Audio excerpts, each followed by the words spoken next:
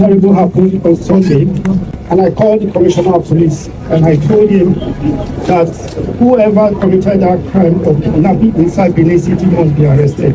Commissioner actually. When the vegetable market kidnapping happened in broad daylight, Edo State found itself under intense public scrutiny. It's what I would personally call a roundabout situation. The incident generated outrage across social media and beyond. For critics of Governor Okpebholo, they used the video, they shared it, they did so much, they did so many narratives about it, and it appeared to contradict his recent warnings to kidnappers and criminal elements operating in the state that there was no place for them. But leadership is often measured not by the absence of challenges, but by the response to them.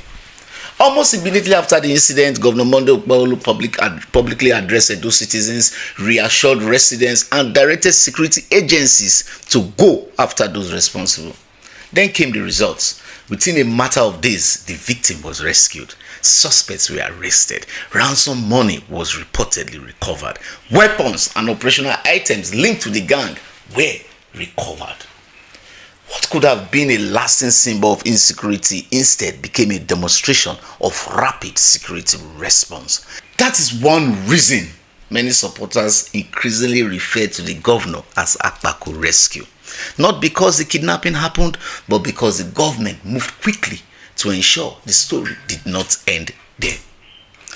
Another important aspect of the operation was the identity of the suspects. According to reports, those arrested were Edo indigenes.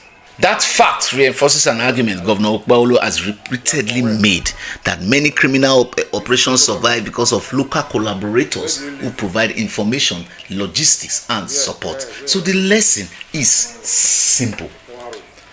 Crime has no tribe, crime has no ethnicity, and criminals should be identified by their actions, not by stereotypes. The vegetable market case also fits into a broader security strategy that has defined the governor's administration. Over the past several months, Edo State has intensified its campaign against cultism, kidnapping, and violent crime. From the demolition of properties linked to criminal activities to tougher enforcement measures, the objective has been clear: make Edo uncomfortable for criminals. And of course, the result is clear.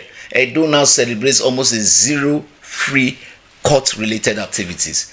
The governor's proposal for a special court dedicated to kidnapping and cultism cases is another part of that strategy. The goal is straightforward. Arrest should lead to prosecution, and prosecution should lead to justice without unnecessary delays. Then let us look at the decision to reward the police officers with some cool millions involved in the operation. This also sent a strong message. Security personnel are often expected to take enormous risks.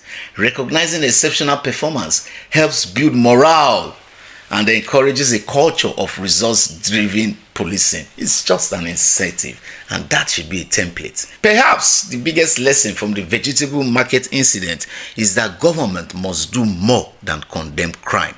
It must respond to it. Citizens want to know that when danger arises, their government will act decisively and swiftly.